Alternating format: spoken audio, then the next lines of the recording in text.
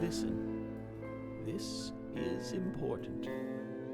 At times, we must purge things from this world because they should not exist. Even if it means losing someone that you love. So, happy Halloween. Indeed, it is Halloween now. And, well, for this year's Halloween, I wanted to look at a real spooky game, a real scary, weird game. So that's why we're looking at Deadly Premonition. Yes, Deadly Premonition. One of the most controversial, one of the most polarizing games ever made. Deadly Premonition, the really weird survival horror, weird dimension, weird game that is heavily inspired by Twin Peaks. Originally released for the 360, also released on the PS3, the version I'll be looking at. Let's just get right into the game. So, Deadly Premonition, you turn the game on and you're greeted to this quite awful introduction where these children find this woman who's, well, cut up and on a tree. Well, that sucks. Then we can start a new game. So the plot of this game is just weird. And when I mean weird, I mean like this is one of the weirdest, strangest plots ever told in a video game. Horror games, which is what this game classifies as, usually have some weird and scary premise and plot. But this game, well, it just is something else. It really is. You play as Francis York Morgan, an FBI agent who is heading to this little town in Washington. The town is known as Greenvale, and it is one of those little forest towns where everyone knows each other. It's quite quaint, quiet, and friendly. However, York has been sent out to investigate a murder of this woman named Anna. He believes it's part of a string of murders by a serial killer, especially due to the ritualistic nature of the killing. He crashes his car for being, well, just a dumbass as he gets to town. When I say being a dumbass, I mean it. He's trying to drive on the highway at a fast speed while it's pouring rain, is trying to smoke a cigarette, and typing on his computer. Like, what? Well, he learns his lesson and crashes. Anyway, he gets into town where he meets Emily and George, the two main officers in the town. York really has horrible social skills, and he has this really bizarre behavior and is rather dismissive of everyone and often interrupts them to talk to Zach. See, Zach is York's imaginary friend who talks to him, apparently. And York will frequently talk to him, even when in the middle of talking to someone else. It's really weird. So he's got to investigate this murder. I will not be spoiling any more of the story beyond that and beyond a general plot synopsis, because the story in Deadly Premonition is actually quite fantastic. It really is the leading factor in the game. It's easily the game's biggest strength, and talking any more about it in depth would be just ruining basically a majority of the entire game. The story is incredibly well done. I know, like I said, it's heavily inspired by Twin Peaks, and I've never seen an episode. To be honest, I wasn't even alive when it first aired. But not only is this game's story extremely interesting, like right off the bat, but the mystery that is presented is actually just really intriguing. You really want to see what happens, and unlike Alone in the Dark 2008, I can actually tell you that this game actually delivers when it comes to finally revealing itself. It's just incredibly well done. What really makes the story excellent is not only the mystery though. What truly makes the story is the characters. All of the characters in this game are really unique and different. There is not two characters who are alike in this game. Every single character is totally different from the last, and I can say that about every single character in the game. When's the last time you heard that about a game? Maybe like a point-and-click adventure game, maybe like Psychonauts. Every character in this game is great. There's not a single one I disliked. The characters are just exceptionally well done. York is easily the standout character. I mean, obviously, he's the main character. And remember, call me York. Everyone calls him that. FBI Special Agent, Francis York Morgan. Please, just call me York. That's what everyone calls me. Not only is he hilarious in many situations, but he's got actually great motives, a great backstory in the way that he interacts with everyone. It's just something else entirely. He's always so critical of everyone and asks people to do the most ludicrous stuff because it will apparently help solve the case. That's how he puts it. Him talking to Zach is just great as well, as they actually have some really good backstory together. And it will be about the most random stuff, but that's what makes it so good. They talk about topics that are just never mentioned in video games. They talk about past movies, video games, growing up, etc. It's just so fleshed out, and it gives him so much character. York is definitely one of the greatest horror air quotes here game protagonists.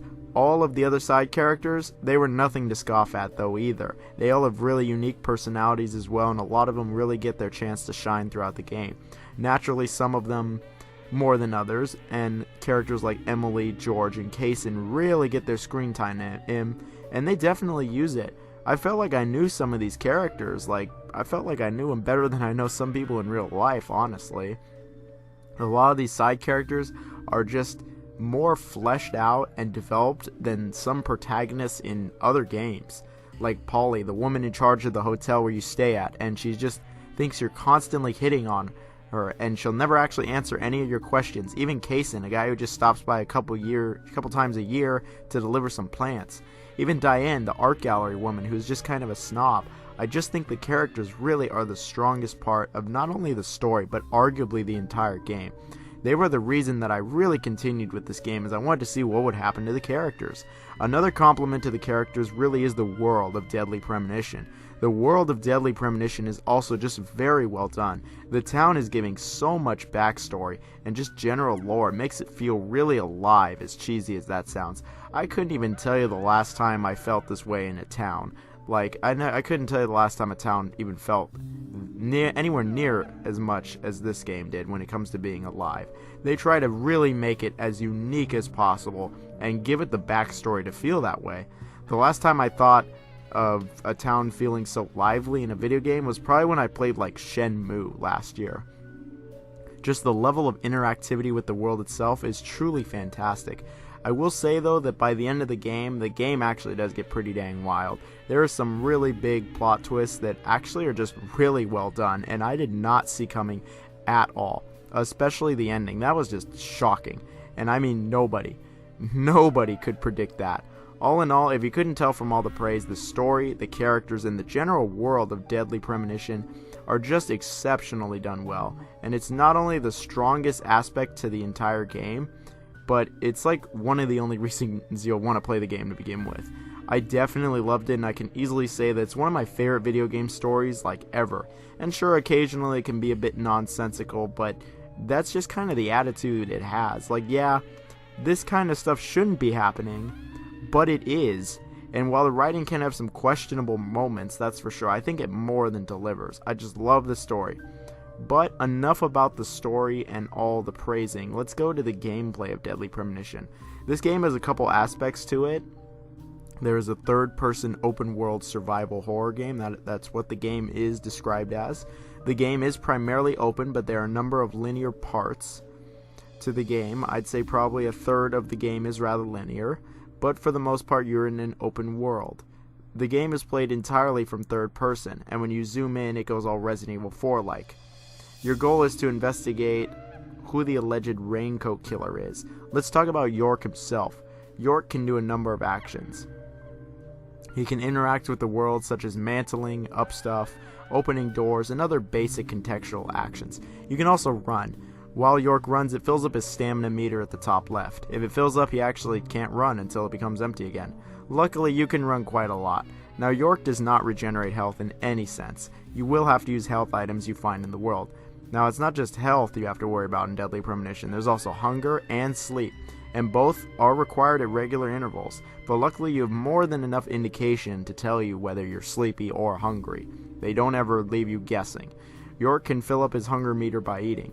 There are places in the open world where you can actually just get food, and you can just find food all over the place in this game also. Sleep can be refilled by actually just sleeping or drinking coffee. However, sleeping does cause your hunger to go down, so you will get hungry if you sleep. Another aspect to consider is York's cleanliness. For instance, you want to change his suit out every so often, otherwise it gets hella dirty, and then all these flies fly around York, and it's even in real time. It's in the cutscenes. They fly around, so change it out. It's annoying as shit. And make sure to shave also. Now, something I've already mentioned is that there's item management. You do have a certain number of slots in your inventory, and if you have too many items, it will get sent to a storage box. The storage boxes are found throughout the world. Items include food, health fill-ups, and coffee. There's also weapons and ammunition. I think it's an appropriate time now to go over the combat of Deadly Premonition. Like I said earlier, when you zoom in, the game goes all Resident Evil 4 over the shoulder. Of course, it looks a little different with the aiming reticle. You can't actually move and shoot at the same time, so it really is copying Resident Evil 4 in that shooting aspect. I can tell you right off the bat, though, the shooting feels nowhere near as good as Resident Evil 4. It feels more than functionable, but that's it. Now, York has a few other options in combat. He can use any firearms he gets and a melee weapon. To attack, he first has to pull the weapon out and then go into like an attack stance, like zooming in with the gun or going over the shoulder with a melee weapon. York's pistol has infinite ammo and carries 16 shots in it. Other weapons use up ammo though. Melee weapons have durability and break when it runs out. There will regularly be crap in the way of York, and so he'll have to smash it. This barely uses up the durability, but the moment you attack an enemy with a melee weapon, it drains it real fast. Let's talk about the enemies now. The enemies in Deadly Premonition are really weird. I don't even honestly know how to describe them just because they're weird supernatural creatures. They aren't zombies, but they act like them and rush at you as fast as possible. They're able to kind of like teleport towards you, which is weird, and they even come out of the walls. Later in the game, some of them have guns and melee weapons of their own, but they have so much wind-up, like it's a massive amount of wind-up. And you'll fight even stronger variants of them, but throughout the game you'll be fighting these weird creatures. They make some of the most disgusting noises. Yeah, it's really quite awesome.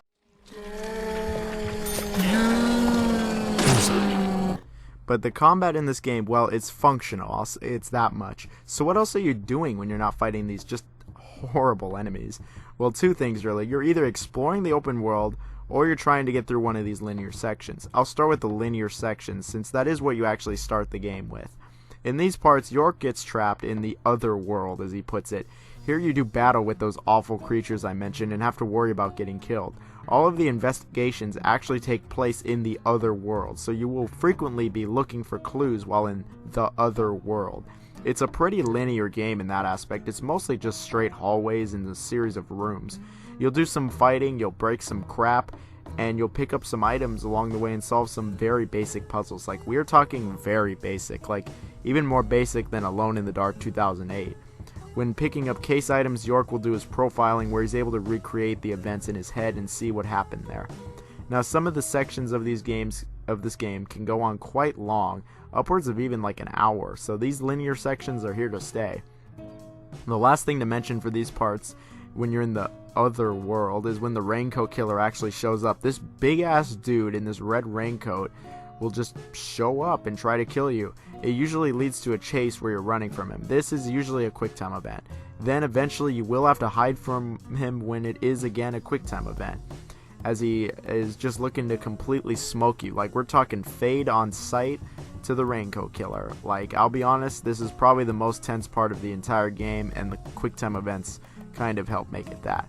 But that is just the linear part of Deadly Premonition, when you're in the other world. Now, there is a huge part of there's another part of the game. There's more than just the other world, and that's the open world, where you're in the town. Here you can explore Greenville on foot, but you can also get in cars. Cars need to be maintained actually to a certain extent, as they have health also, and you need to fill them up with gas.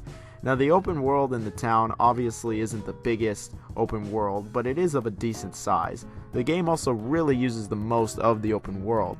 At almost every building or general location, there is someone or something there. Like, you can go to the diner to get food, hang out at the police station, go to the gun store, get a drink at the bar, etc. They really use the open world to the fullest extent here. Something Deadly Premonition has is a time system. Yes, it is basically just Shenmue's system. See, the world of Deadly Premonition and its people run on a schedule. That schedule is depending on what time it is in the game. For instance, stores close after a certain hour in the game. NPCs follow their own routine depending on the type of day, the time of the day. If it's raining, yeah, the game even has its own weather system, which will affect the NPCs. For instance, when it rains, no NPCs will be outside. It's kind of weird. Throughout the game, though, you will have to meet up with certain NPCs in certain time frames. If you miss it, it's not a big deal. You can just try again the next day. But you will need to meet with them at a certain time frame. Additionally, there is side content. I mean, what kind of open world game would this be without side content? If you go to certain characters at the right time during a certain day, they'll actually give you side missions to complete, which not only give you more detail about the character, but you get some decent items as well. There's also these trading cards that are hidden all over the world to collect. You even get money for collecting them. Oh yeah, I guess that's one thing I almost forgot to bring up is money. York will regularly receive money throughout the game. You get it for pretty much everything. Killing enemies, saving the game, shaving, finding trading cards, completing a chapter, etc. And you can lose money if you damage the town or its vehicles, but you'll be gaining a lot more money than losing it. And you can use money to buy weapons, items, and food. There's even a couple mini games to do in the game, such as darts or racing through checkpoints and even fishing.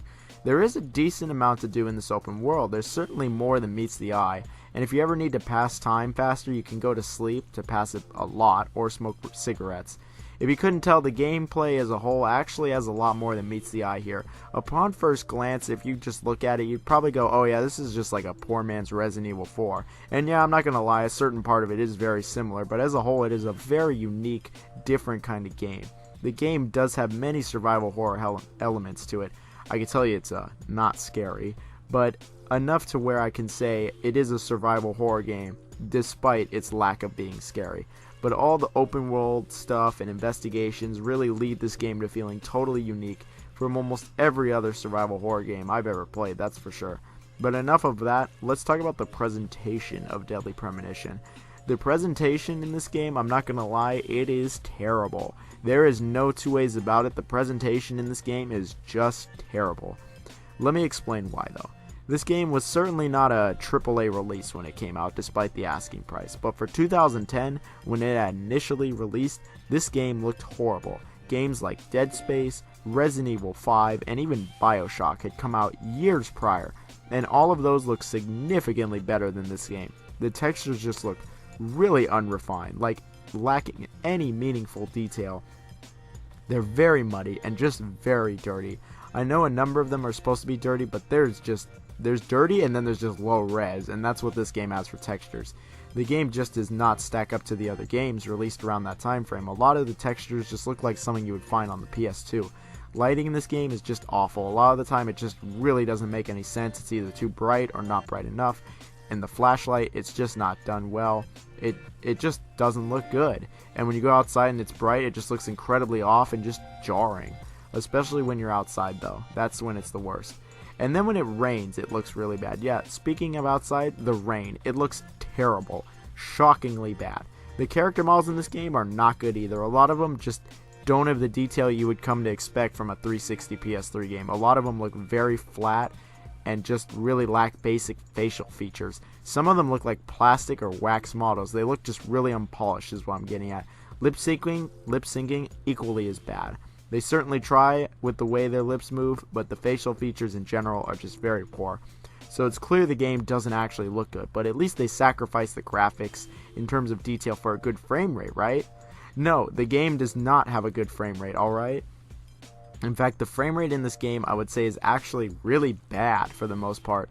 The game is really just unable to stay at 30 FPS for a decent portion of the game. And I'd say maybe even like half the game was under 30 FPS. And it's not like it's just during combat. The frame rate drops during cutscenes, during driving, just being outside it drops. Like whenever it rains, the frame rate just dies. The frame rate is just generally bad and will constantly go down to like 10 or 15 FPS, and it just takes some serious getting used to, as the game will not run at 30 a lot of the time. I'd actually go as far to say the game runs under 30 most of the time, like I said earlier. Like, it really doesn't run at 30 most of the time. So many people complain about the Switch having 30 FPS compared to 60 or 120. I'd love for this game to just have a smooth 30 FPS, but that's just not the case. The frame rate is terrible. End of story. It never gets to the point where it's at like at 1 or 2 frames, but it's close. At least the game doesn't have intense slowdown that would really hinder the game. I mean, it hinders the experience, but at least it doesn't hinder the gameplay that much. The game is generally paced slow enough that it isn't the worst thing in the world. I'm not trying to justify the frame rate. It's awful and should not have been this way, considering how bad the graphics are. Also, the game loves to stutter and generally pause. The game can literally just stutter for quite a bit after you kill an enemy. I'm not exaggerating. The game actually just pauses for about half a second. Sometimes it's even a whole second when you just shoot from your gun. The game just pauses and looks very jarring. Look, what I'm getting at is the presentation is just not good in Deadly Premonition. That's what I'm getting at. Sure, there's like a certain charm to these terrible graphics, I'm not gonna lie, and it can actually be kind of aesthetically pleasing, but graphically, no. It's not good in the slightest. It's awful. Horrible graphics. But hey, graphics aren't everything, right? Let's talk about the sound in Deadly Premonition. The sound fares a bit better. The sound effects in the game are all rather basic. There's really not much to comment on. The melee sound effects, pretty standard. Guns sound fine, pretty standard. However, this game uses a few sound cues in it that are just beyond generic sound cues and are just memes at this point.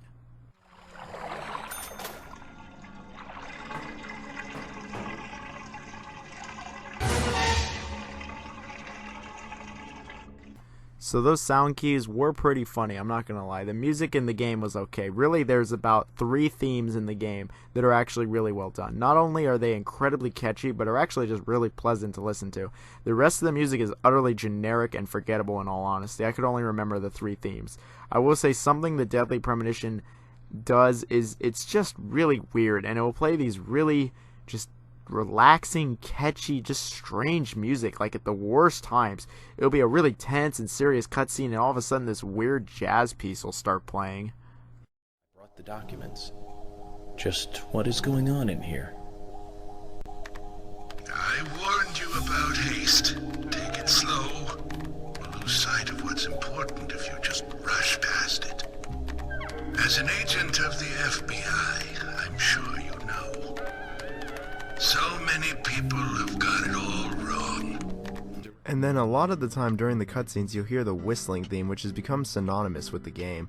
It is a really good theme though, I'm not gonna lie. So while the music is good, or at least the themes are good, those 3 themes are really good. It has some strange context, at least in terms of when the music is played, just very odd. It really doesn't help sell the thought of the game as survival horror.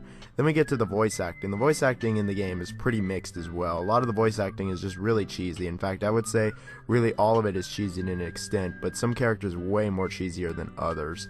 If I could compare it to anything, it would be B-level horror movies, which they even talk about in the movie, or in the game, they talk about those movies. York has the best voice acting by far, and is actually really well done, I think. But a lot of the side characters just have really cheesy voice acting. It's very basic and the delivery is questionable a lot of the times. A lot of the quality of the voice acting is kind of spotty also. It sounds like they're way too close or too far from their mic. It's really weird and inconsistent. At least York has good interactions with everyone, including himself. When driving around the open world, he will frequently talk to Zack about movies and his past, and I honestly loved hearing about all these, especially when he talked about sharks. But he did make fun of one of my favorite movies. The Killer Tomatoes, filmed in 1978. Produced, directed, written, and edited by John DeBello. It was really awful, but for some reason I still remember it pretty well. It had so many sequels, and the original was re-released in '95. The voice acting, it was just there. It could have been a lot worse for sure, but it could have been so much better as well. It's pretty middling. At least the sound isn't as bad as the presentation. Okay, so while I have been making Deadly Premonition sound like a pretty decent game, minus the graphics being rather poor, I gotta say Deadly Premonition has some serious issues with it. First off, this game fails completely at being scary, like immediately, just immediately. The frame rate, the poor graphics, the weird ass music, that is pretty good, don't get me wrong, just kills the horror feeling with this game. The game is much more mystery than horror focused, but any attempt that this game makes at horror just instantly falls apart. So it just completely falls off the mountain on that front. The controls in the game are not the best. They are sluggish, take a while to get used to, and feel just quite cumbersome. York as a whole feels quite sluggish. Getting your weapon out, aiming down sights, running, it all feels very slow, and it feels like York is moving in slow-mo a lot of the time.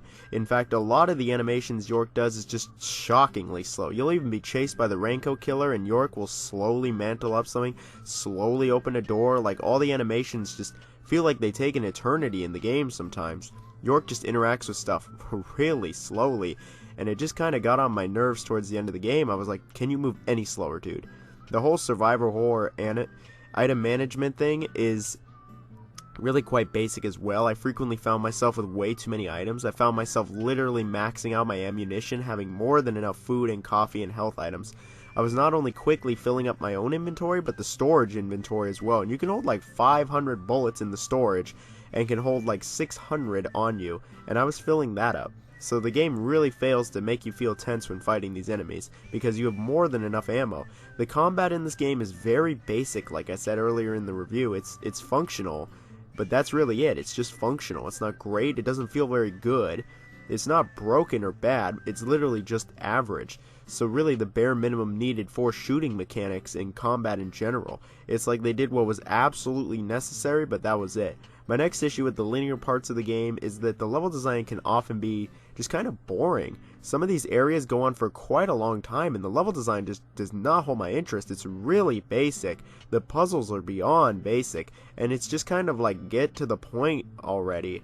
I found myself kind of wanting some of these segments to end quickly towards the end because like the level design just doesn't really go anywhere. It's just the basic hallways, maybe flipping a switch or two and fighting some enemies with the very substandard combat. Like the combat itself, it's just very average. But when it comes to level design, it's not terrible, but it's not good either. It just really fails to hold my interest after a while. That's probably not a good thing. Luckily, the whole game isn't comprised of these. The rest of the game is the open world, and I'll be honest, driving around in this game really isn't that fun. It's very questionable. If you couldn't guess, the driving mechanics themselves aren't very good. They're a lot better than Alone in the Dark 2008's driving mechanics, but they still pale in comparison to any polished game. The driving is quite unspectacular and really just lacks some polish.